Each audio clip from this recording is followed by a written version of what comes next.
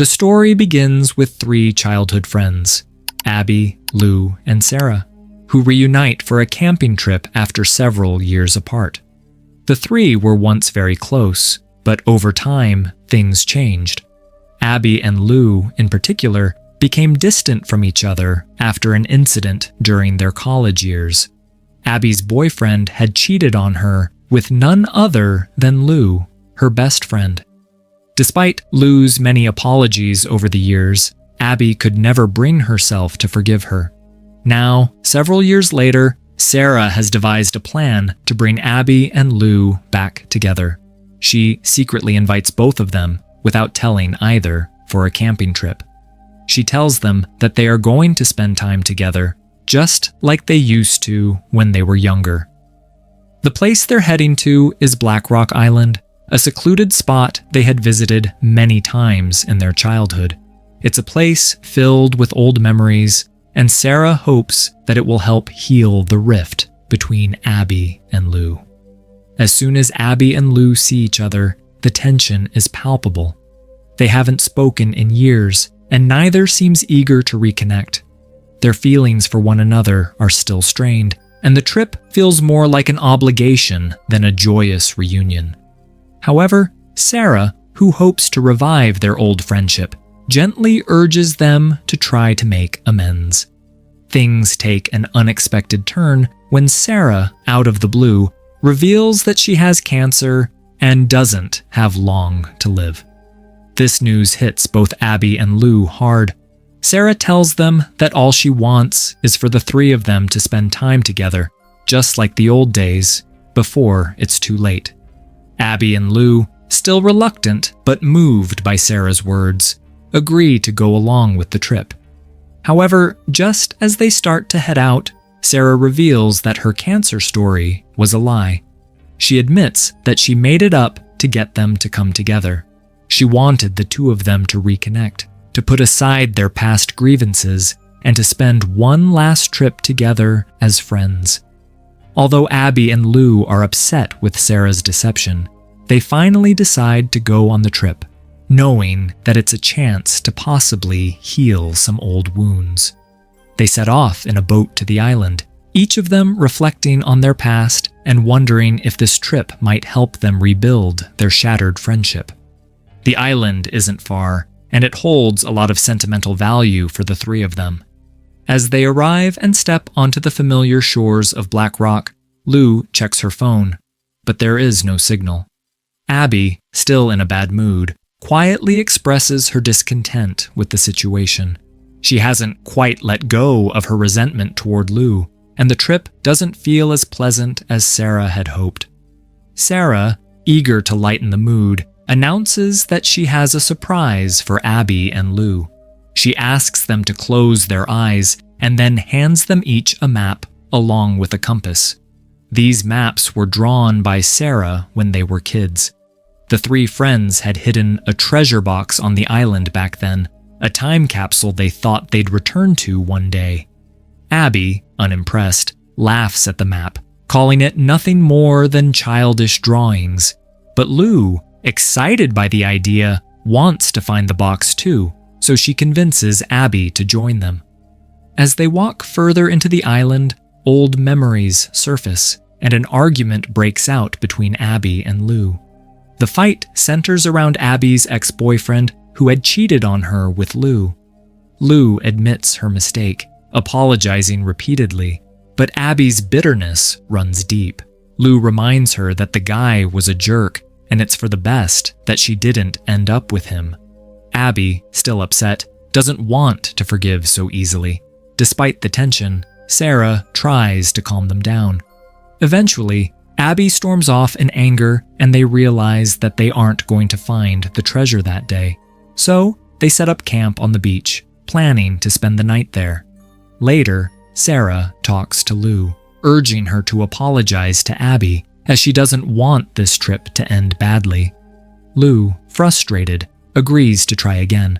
She knows Abby hasn't let go of the past, but she's determined to fix things. With a heavy heart, Lou goes to Abby and tries to make amends. Before Lou can even apologize, they hear something unsettling. The sound of footsteps in the woods catches their attention. 3 men emerge from the forest, each armed with a gun. But there's no need to panic just yet. They're not after the girls. These men, Henry, Derek, and Alex, have come to the island for a hunting trip. Henry, trying to ease the tension, apologizes to the girls, asking why they're out here alone. Lou explains they're just camping. That's when Lou recognizes Henry. He was in her brother's class in college. Henry also remembers her, and Abby invites him to join their campfire. Later that night, the group gathers around the fire. Henry shares that he and Derek were once in the army, but both were dishonorably discharged. Abby, feeling a bit tipsy, begins flirting with Henry, which makes the others uncomfortable. Sarah, worried about Abby's behavior, reminds her that she's married and should stay in control.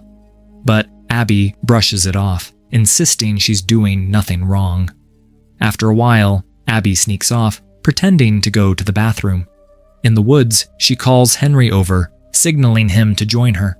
Sarah and Lou are uneasy about it, but don't say anything.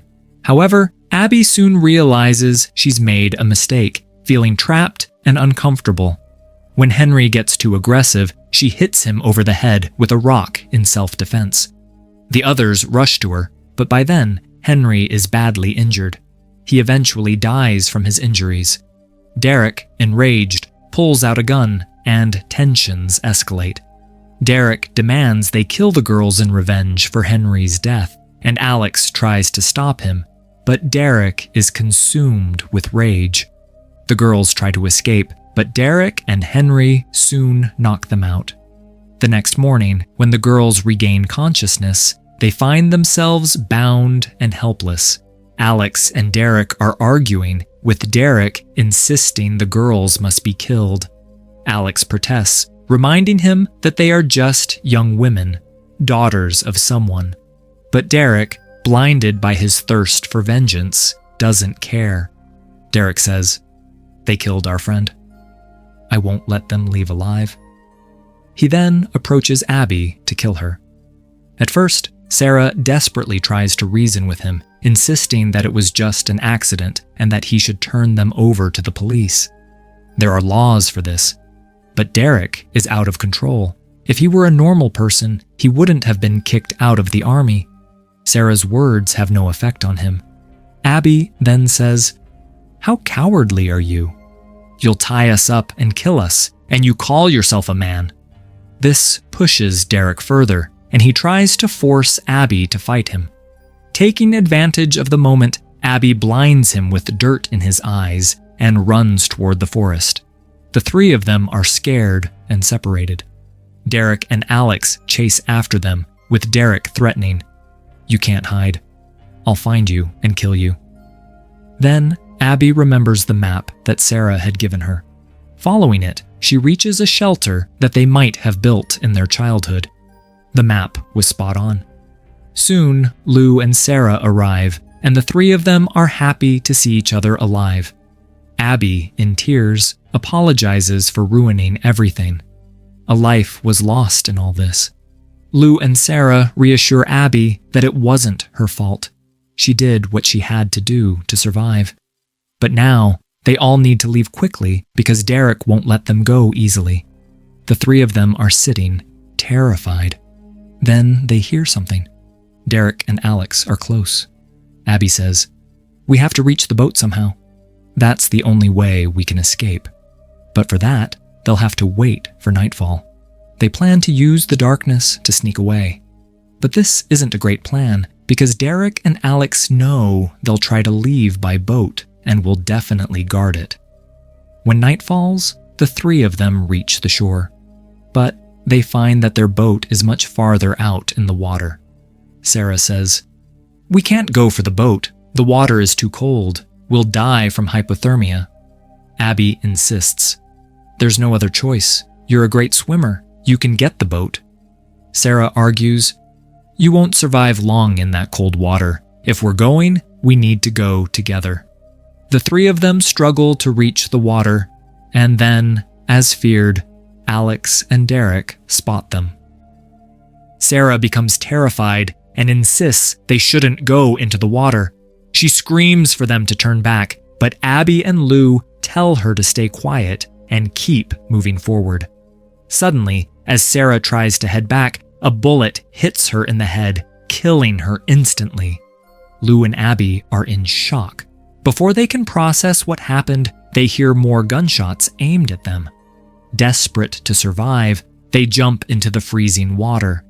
Derek relentlessly chases them, firing shots in the dark. They struggle to reach the boat, but it's too far, and the water is freezing cold. Barely making it, they escape Derek's pursuit, swimming to the shore. Once safely hidden in the woods, they remove their soaked clothes to warm up, shivering from the cold. They hold each other, mourning the loss of their friend. It's almost too much to bear. Meanwhile, Alex, still trying to catch them, falls off a cliff and breaks his leg, preventing Derek from following. This gives Lou and Abby a chance to escape. Exhausted, they make their way to safety, their bodies bruised and frozen. But they are alive. Lou is devastated by the loss of their friend, but Abby comforts her, reminding her that they need to leave the island to survive. Lou, overcome with guilt, apologizes to Abby, saying she feels ashamed of her actions. Abby reassures her, telling her there's no blame. It's easier to blame Lou than face her own struggles in her relationship. Abby confesses that she left her husband, Mike, but never told Sarah. Lou, moved by this revelation, embraces her. That Derek and Alex have guns and that they need weapons to fight back if they're to survive. Just then, Abby remembers the old map they found earlier. The map, drawn in their childhood, leads them to the spot where they buried a box together. They dig up the box, hoping it holds something useful to help them in their fight for survival. Most of the time capsule they found was filled with childhood toys, but Abby discovers a small cutter inside. She spends the whole night crafting wooden weapons with it. The next morning, Abby and Lou go out to find Henry and Alex. They spot their boat nearby, but Alex is alone. Derek is nowhere to be seen. The only way forward is to kill Alex and take the boat. Abby decides they need to act quickly, but Lou warns her to be fast and precise. As Abby sneaks up to Alex, he wakes up and starts yelling, hoping Derek will come to his rescue. Abby tries to kill him, but he fights back. In the struggle, Derek shows up, shooting at them. Lou runs out to help, and the two women rush into the woods. While they escape, Abby finds a gun. With the gun, she shoots Alex, saving Lou. The two continue to flee, trying to get to safety. They're being chased by Derek, who shoots at them as they run. Lou and Abby make it to a clearing, but Derek is right behind them. He shoots at them, but Abby manages to dodge the bullet. Derek isn't ready to give up, though. He pulls out a knife and tries to kill them. The two women fight back, but during the struggle, Lou is hit by a rock, severely injured. Finally, Abby grabs Derek's knife and ends his reign of terror. The two women, badly hurt, drag themselves to the boat and escape the island. They've lost their closest friend, but they survived and are free at last. The story of the film isn't too complicated, but what do you think? Who's responsible for all these tragic events? Who's to blame here? Or is it pointing towards the idea that people bring bad situations upon themselves? It all comes down to their choices and decisions.